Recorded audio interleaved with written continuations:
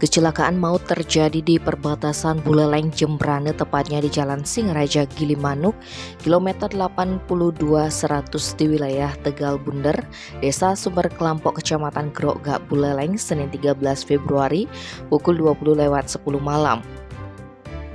Akibat kejadian tersebut, 2 penumpang truk meregang nyawa di tempat.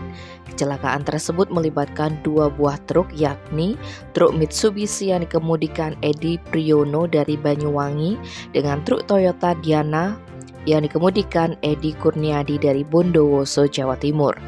Kasih Humas Polres Buleleng Rabu 15 Februari siang menyampaikan kejadian itu bermula dari kendaraan yang dikemudikan Edi Priyono datang dari arah timur menuju ke arah barat. Dari arah berlawanan melaju truk Toyota Diana. Sesampainya di wilayah Tegal Bunder, Desa Sumber Kelampok, Kecamatan Grogak, truk Edi Priyono mengalami pecah ban belakang sebelah kiri. Truk tersebut lantas oleng dan tak terkendali hingga menabrak kendaraan truk Toyota Diana yang dikemudikan Edi Kurniadi. Usai menabrak, truk Mitsubishi terguling sehingga membuat penumpang yang ada di belakang truk terlempar beserta gulungan kabel listrik. Selanjutnya truk terperosok ke got bahu jalan. Sang sopir Edi Priyono hanya mengalami luka ringan sehingga hanya rawat jalan di Puskesmas Gilimanuk. Demikian juga pengendara truk Toyota Diana dalam kondisi selamat.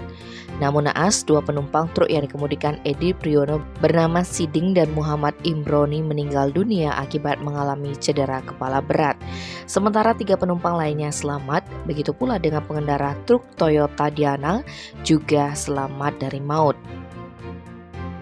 Dugaan sementara kecelakaan terjadi karena kelalaian pengendara truk Mitsubishi yang tidak mengecek kondisi kelayakan kendaraan sebelum jalan. Selain itu, pengendara mengemudi dengan kecepatan kurang lebih 80 km per jam. Tim Bali Express melaporkan.